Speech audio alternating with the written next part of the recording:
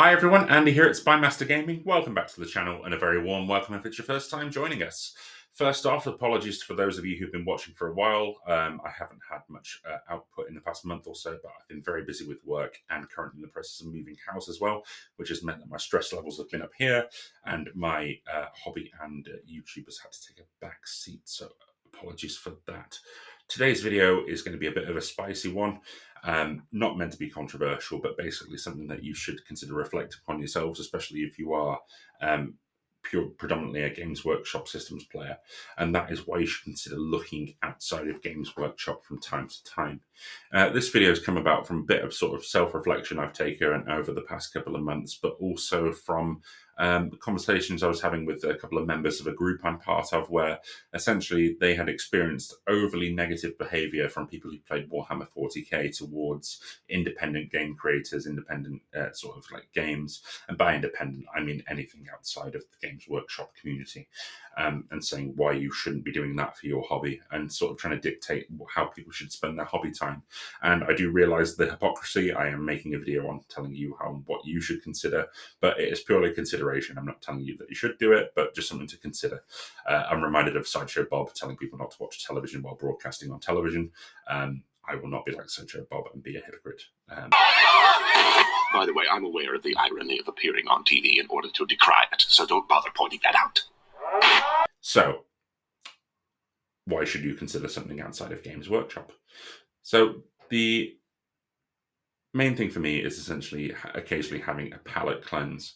You can get so worked up in a project, and it doesn't just have to be a Games Workshop project, but if we look at like the larger army games of 40k, Age of Sigmar, where essentially you can't see the wood for the trees, you get so fixated on doing a larger project, and you may start suffering from a bit of burnout, especially when you are painting multiples of the same unit, the same poses, and you're restricted with the color palette, as obviously you want a nice uniform scheme to tie your army together, and you're not really learning anything. You could get to a point where you're a third of a way through the army, and you just think, oh God, I've got another 2/3 to go.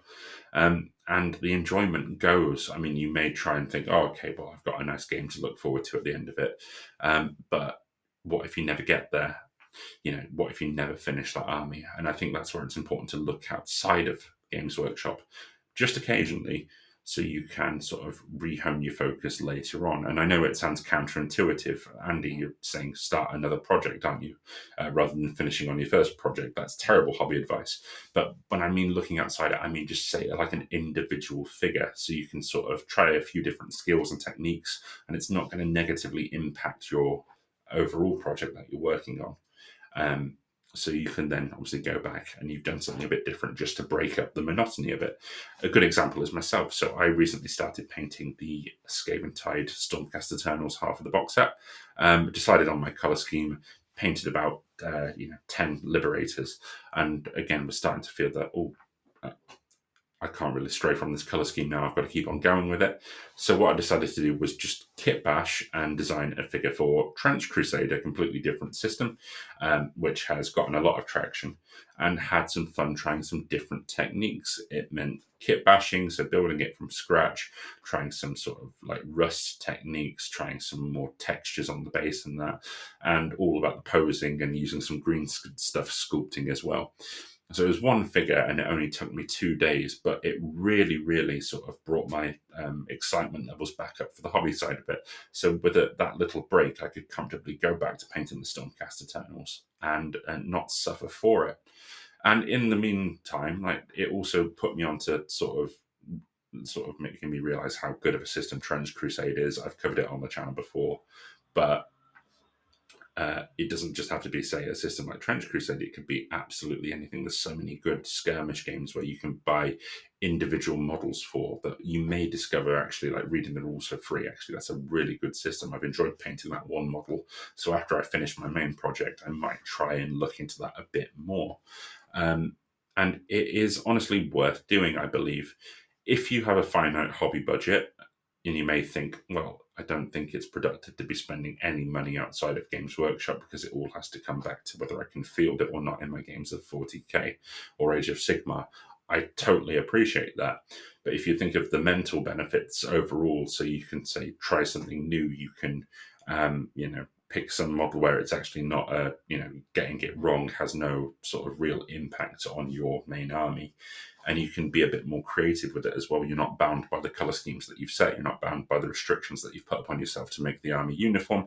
You can go to town on it and just be as free as you want with it. And I think that outweighs the additional cost of most game systems.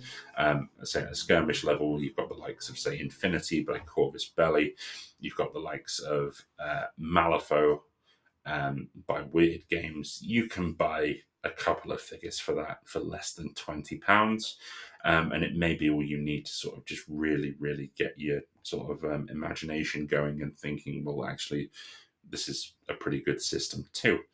If you can obviously get a 3D print, or someone who does 3D printing and getting them to print some just models off that aren't related to the army that you're playing as well. That's a really cost-effective way of doing it, and it can just be a really, really good source of inspiration. So that is why I recommend it.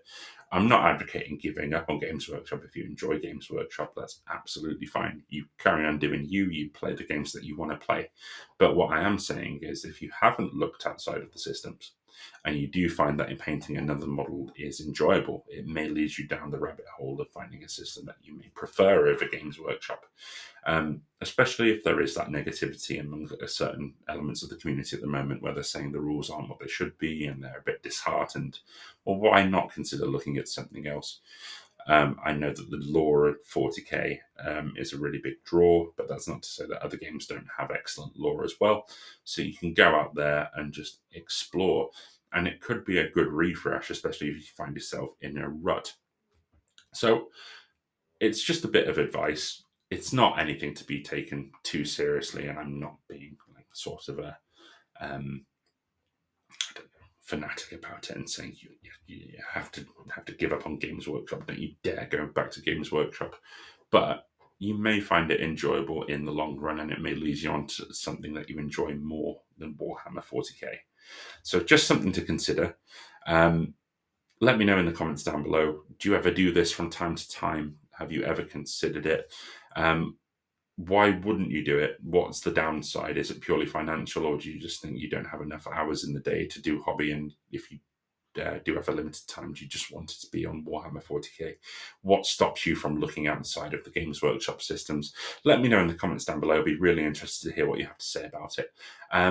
For one, I do this periodically.